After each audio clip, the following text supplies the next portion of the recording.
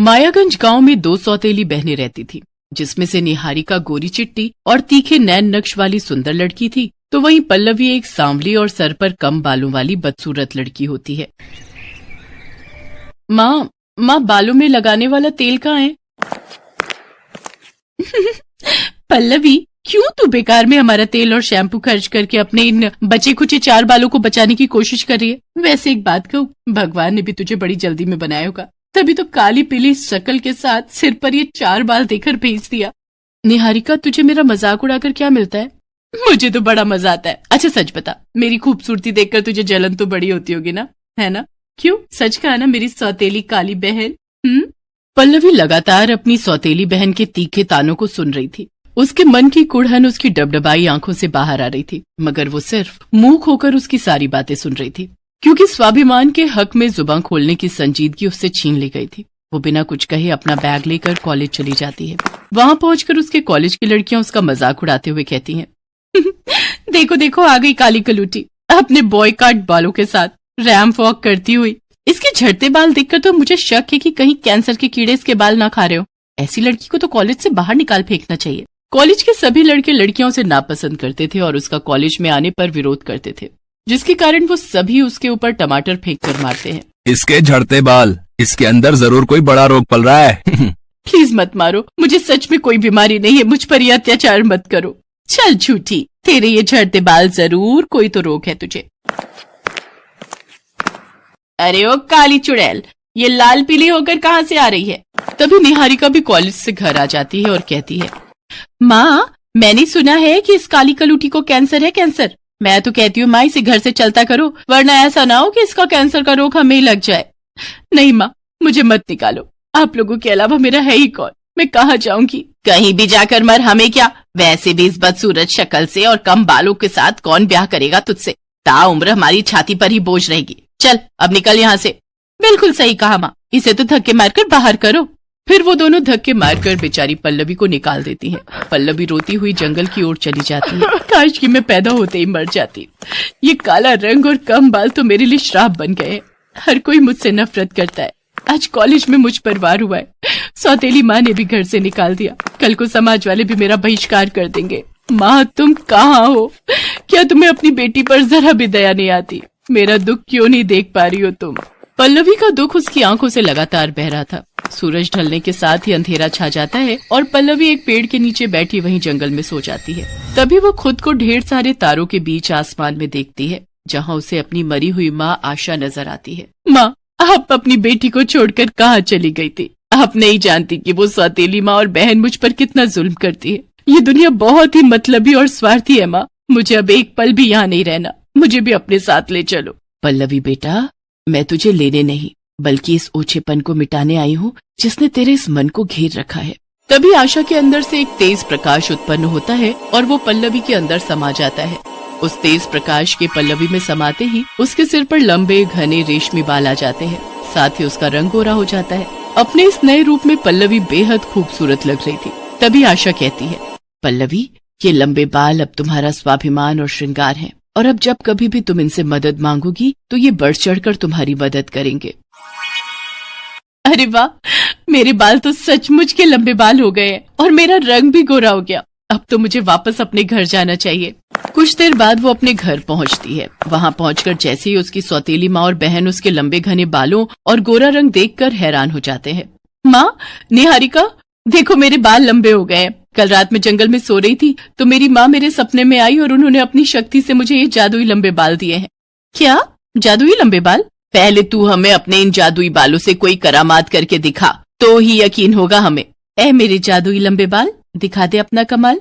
जैसे ही पल्लवी ऐसा कहती है तभी उसके बालों से एक प्रकाश उत्पन्न होता है और उसमें से ढेरों नोटों की गड्डियां निकलने लगती हैं। अरे वाह मेरी पल्लवी, मेरी बच्ची, मैं तो तुझे बेकार ही खोटा सिक्का समझती थी। लेकिन तू तो खजाना निकली। मेरी बच्ची इन बालों के साथ और गोरे रंग के साथ कितनी खूबसूरत लग रही है। नजर ना लगे मेरी लाडो को किसी की। बेटा, जो भी हुआ उसे भूल जा। देख, परिवार में तो ये सब चलता ही रहता है। अब तो तू यहीं रहेगी हमारे।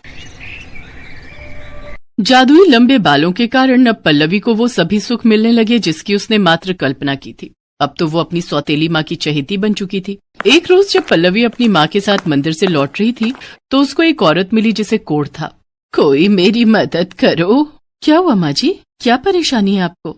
अरे पल्लवी, हाथ मत लगा इस बुढ़िया को, देख नहीं रही इसे कोढ़ है, कहीं तुझे ना फैला दे। और अगर एक बार कोढ़ हो गया तो पूरे शरीर में फैलते देर नहीं लगती फिर। कुछ नहीं होगा मुझे माँ, डरो मत। बेटा, मुझे इस कोढ़ ने जकड़ रखा है। मैं हर रोज इससे सड़ कर मर रही हूँ। मुझे इस रोग से मुक्ति दिला दे और एक नया जीवन दे दे।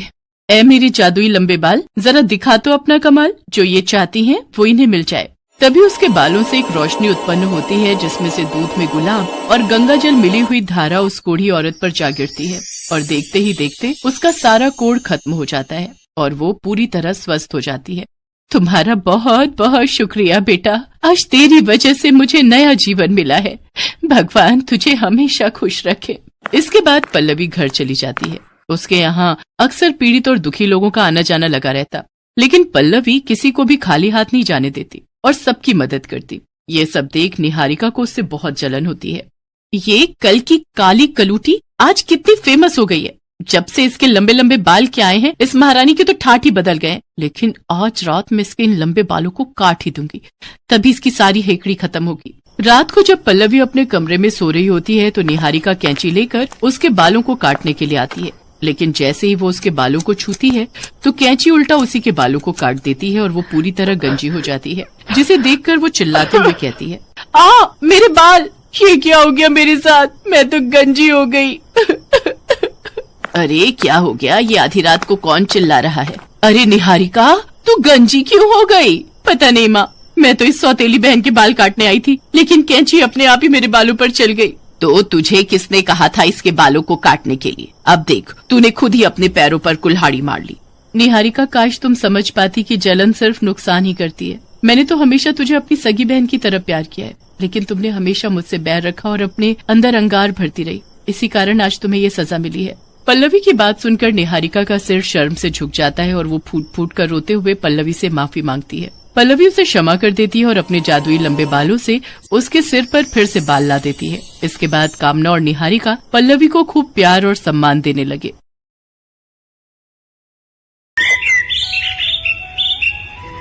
रामानुज और रमा की दो बेटियां हैं, श्यामा और गौरी। श्यामा का रंग काला है तो गौरी का रंग गोरा। उन दोनों बहनों में बहुत प्यार है। वो साथ खेलती हैं, साथ पढ़ती हैं और साथ ही शैतानी भी करती हैं। और उनमें से अगर कोई बीमार पड़ जाए या किसी को कुछ चोट लग जाए तो फिर पूछिए मत। माँ, गौरी का घाव कब भरेगा? सुबह से शाम हो गई, बेचारी को बहुत दर्द हो रहा है।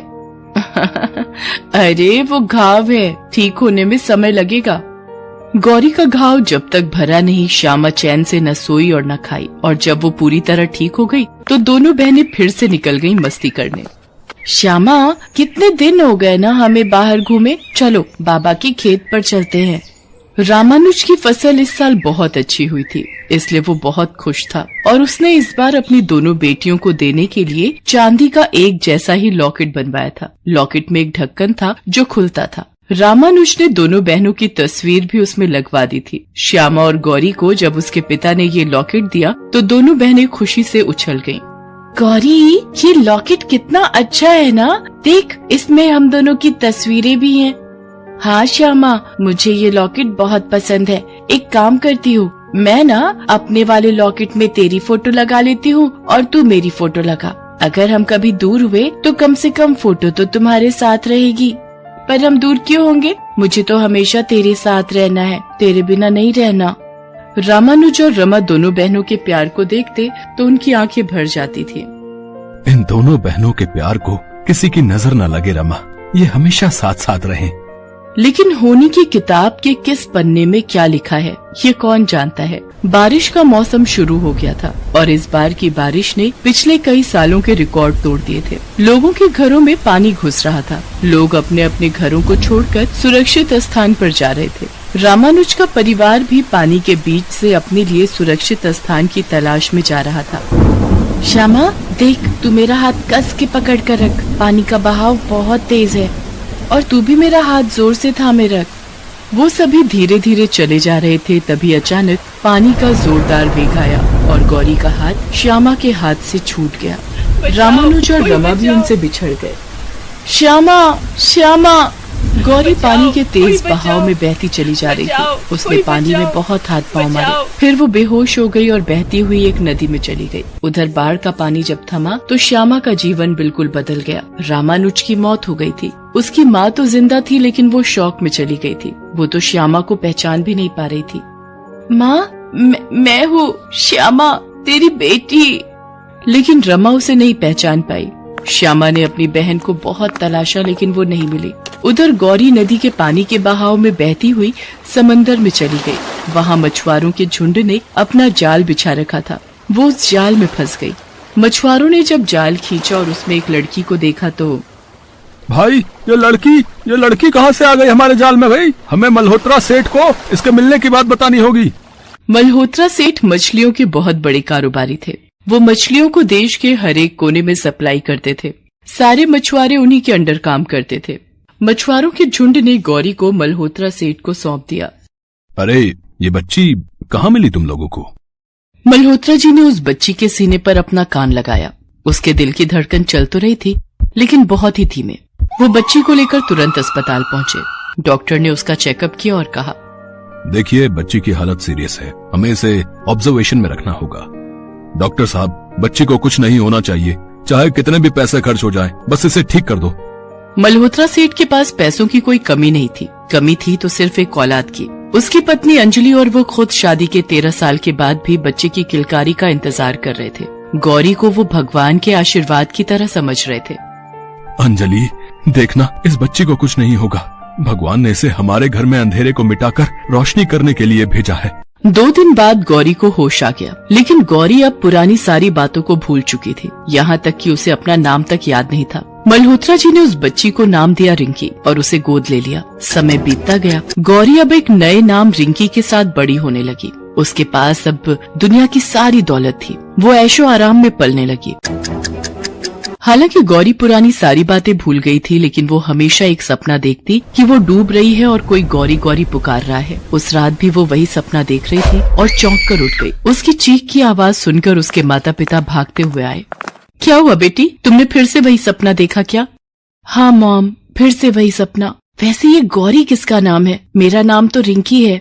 गौरी अब पहले वाली गौरी नहीं रह गई थी। पैसे ने उसे घमंडी बना दिया था। वो अपने आगे किसी को कुछ नहीं समझती थी। उधर श्यामा की माँ की हालत वैसी ही थी। उसकी याददाश्त अभी तक वापस नहीं आई थी। कुछ लोगों ने श्यामा को सलाह दी कि उनका इलाज शहर में कराए, इसलिए वो उसे लेकर शहर आ गई। देखिए, इन्हें किसी बात का गहरा सदमा लगा है और वो सदमा इनके दिमाग में अंकित हो गया है। जब तक वो मिटेगा नहीं, ये ठीक नहीं होंगी। श्यामा अब अपनी माँ को गांव वापस नहीं ले जाना चाहती थी, क्योंकि वहाँ पर पुरानी सारी यादें बसी थी। अगर वो उन्हीं के बीच में रहती तो कभी ठीक नहीं होती। उसने शहर में ही रहने का तय कर लिया और यहाँ पर काम की तलाश करने लगी। संयोग से उसे गौरी के यहाँ नौकरानी का काम तो मिल गया, लेकिन गौरी श्यामा के रंग के कारण उसे बिल्कुल पसंद नहीं करती थी और हमेशा उसका मजाक उड़ाती रहती थी। ओ काला जामुन, इधर आ, जरा मेरे सिर में दर्द हो रहा है, फटाफट तेल लगा दे। जी मेम साहब। गौरी श्यामा से घर का सारा काम करवाती और हर बात में उसका मजाक उड़ाती। एक दिन गौरी के कुछ दोस्त उससे मिलने आए हुए थे। तभी गौरी ने दोस्तों के सामने उसका मजाक उड़ाना शुरू कर दिया। अच्छा श्यामा, एक बात बता, तू बचपन में कोयले की खान में गिर गई थी क्या? इतनी काली कैसे हो गई?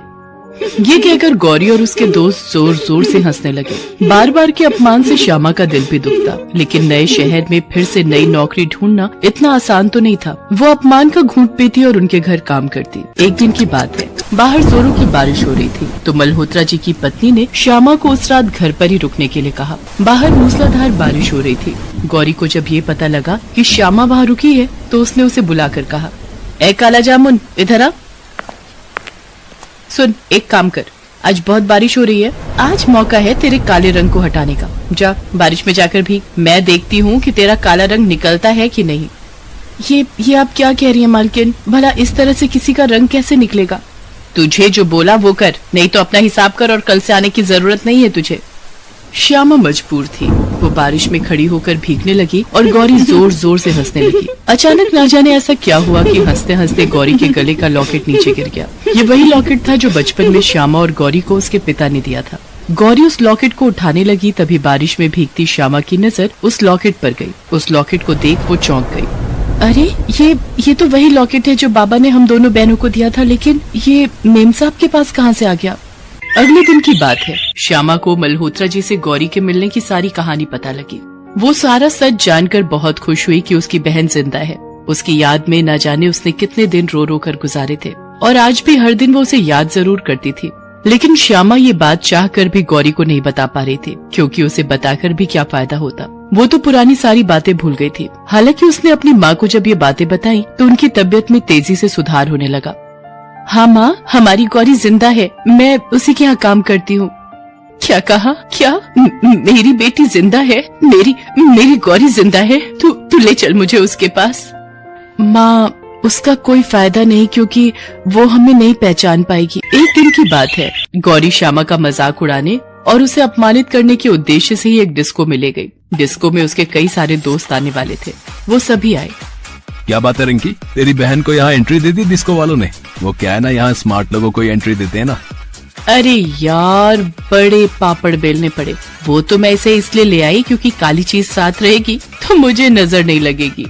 उसकी बात सुनकर सभी हंसने लगे। बेचारी श्यामा चुपचाप खड़ी सबको देख रही थी। तभी डिस्को में आए दूसरे कुछ लड़के जो नशे में भी थे, गौरी की बात सुनकर गौरी के साथ बदतमीजी करने लगे। हाय हाय, ये तो बहुत सही गई तुमने। तुम इतनी सुंदर हो कि तुम्हें किसी की भी नजर लग सकती है?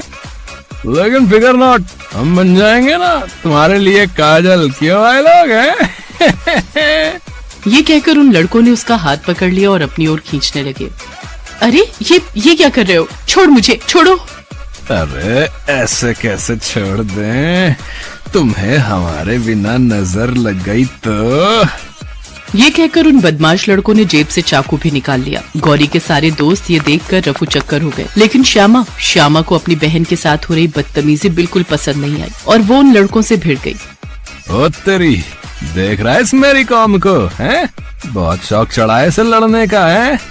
उस लड़के ने श्यामा पर चाकू से हमला कर दिया, लेकिन श्यामा ने खुद को बचाया। तभी कुछ और लड़के श्यामा को पकड़ने के लिए आगे आए और उसमें गुत्थम गुत्था हो गए। इसी क्रम में श्यामा के गले का लॉकेट खुलकर नीचे गिर गया। गौरी की नजर जैसे ही उस लॉकेट पर गई, उसका सिर चकराने लगा और उसे सब कुछ याद आ गया। इस बीच उस लड़के ने चाकू निकालकर फिर से श्यामा पर हमला करना चाहा, तो गौरी चिल्लाकर बोली, श्यामा, श्यामा।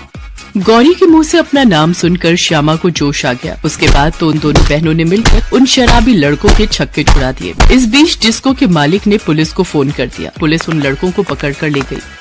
श्यामा, मेरी बहन, तू आ गई, तू मेरे पास आ गई। दोनों बहनें एक दूसरे से मिलकर फूट फूट कर रोने लगे, लेकिन इस बार उनकी आंखों में खुशी के आंसू थे।